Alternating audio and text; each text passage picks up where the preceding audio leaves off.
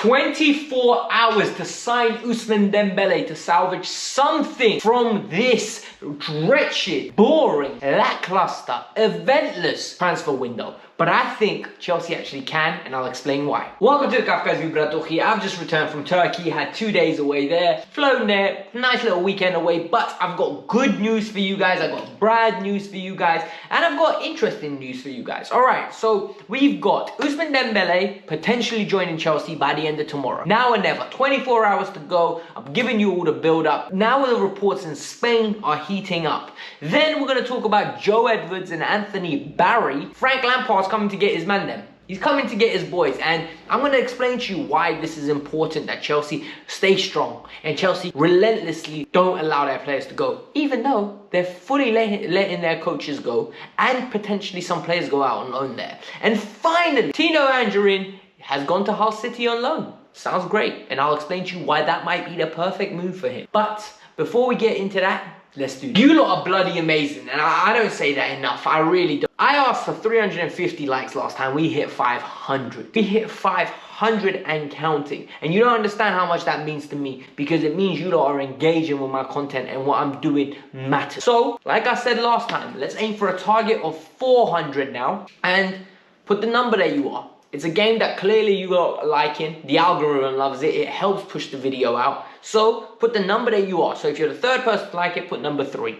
I really appreciate it. It goes a long way, and it motivates me to produce more content, because the more people that watch it and the more passionate and more time I can invest into making my videos. If only 10 people watch it, it's very difficult to sometimes justify spending 2-3 hours to prep a video, do a video, and edit the video. So thank you in advance. I really appreciate it. Mwah, thank you. On to what you lot came here for. You lot came for the news about Ousmane Dembele. Alright, so Marca is reporting that Ousmane Dembele is still on track to leave, and 3 Premier League clubs are eagerly sharpening their swords to come and get him. Number 1, Newcastle, which I so definitely see. After Bruno Guimaraes, they need another marquee name. And Ousmane Dembele is a marquee name, but I don't think he would go there. I think he thinks he's too big for them, which he is most probably at this moment in time. Manchester United apparently have thrown their hat in the ring. I don't see that happening. Rashford, Sancho, Greenwood, even though he might not be playing after recent events. And there's too many wingers there. I think Chelsea is a realistic, and I'm not saying that because I'm a Chelsea fan. I think the way Chelsea play, the way Chelsea want to play in the future, I think the way Thomas Tuchel speaks about him, this is a real option.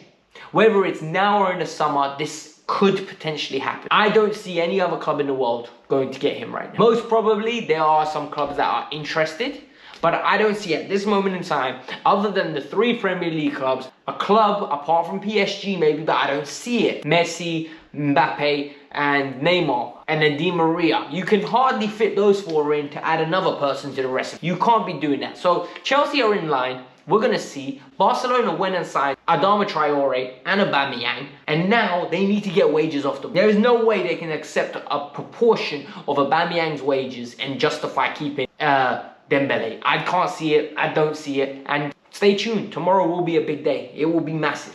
First of all, congratulations, Frankie boy, on getting a job at Everton FC, and that's as far as I'm going to cover him, because I don't care. Look, Gianfranco Zola got a job at Watford, he got a job at West Ham, and I never gave a crap. You know why? Because after the first week of, oh my god, it's Zola's first game, I don't care anymore, because I'm a Chelsea fan. I support Chelsea, I watch good top quality football on a regular basis, different leagues, but I don't care how their managers do, and I don't care how their managers are. I get we love Frank Lampard, but it's a Frank Lampard thing. He's gone. He's an Everton manager now. Got no issue with it. Good luck to him. As long as it doesn't come at our expense, I couldn't care less. But what I do care is he's interested in Anthony Barry and Joe Edwards. So let me give you an explanation of who those individuals are before you jump to conclusions. Joe Edwards is a first-team coach. He is the coach that has grown through the ranks and stayed a consistent barrier. So whenever Chelsea do their hiring and firing, like they always do, you know the deal, they often opt to keep one face that's part of the dynamic system. Someone that represents Chelsea values, someone that's grown within, and someone that is a Chelsea man. This happened with Eddie Newton, this happened with Holland, and now it's happening with Joe Edwards. Ray Wilkins, rest in peace, He was another Chelsea man. And this is a good thing. But Frank Lampard is boys with him. And Frank most probably wants to take Joe Edwards with him.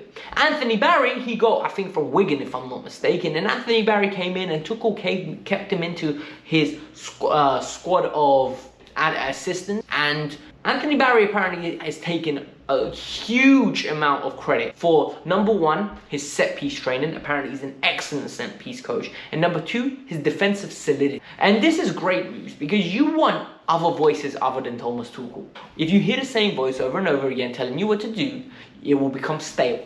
This is where you need coaches, a defense coach, an offense coach, a wingers coach. You bring them in, you have a good collective harmony, you have a unit that functions phenomenally. And for me right now, this is the wrong time to lose him. And the reports were coming out that Frank wanted both of them, and Chelsea would not stand in their way. But Matt Law confirms that it does not look like Anthony Barry will be going, and I don't think he should. Big man, you will learn way more from Thomas Tuchel than you will learn from Frank Lampard. Frank Lampard has had 3 seasons of management. Thomas Tuchel has had 4 clubs of management, numerous Champions League runs, a Champions League winners medal, numerous wins in different leagues. And for me, before all of you jump, I think it's just important that we acknowledge who Thomas Tuchel and how much of a learning curve it will be for Anthony Barry to remain under him for the foreseeable future, and then move on and be himself. So that's my 2 cents on the dollar. And now we're going to talk about Tino Anjorin. Tino Anjorin is a good player. I covered him, I think, 2 videos ago, and we spoke about the idea how excited I was that he was coming back to the club. And now that he's gone on loan to Huddersfield, I'm even more excited. I think this guy's an absolute baller. Plays the 10 well, can play on the wing. It reminds me of Ruben Loftus-Cheek with a little bit more end product. But more importantly, I think it's very important that he goes out and plays now. And this is an opportunity. Look, Chelsea are known for giving opportunities to youngsters to go on loan and flourish. Upon their return, they've got an opportunity to break through, and the element and the pathway has been there in recent years. A lot of people don't want to agree with me, but I think it has. Maurizio Sarri promoted Callum Hudson-Odoi, and Hudson-Odoi broke in prior to his Achilles. This continued under Frank Lampard with abnormal amounts of players flourishing once given the opportunity. Mason Mount, Reece James, I don't need to name them. You're all Chelsea fans and you understand.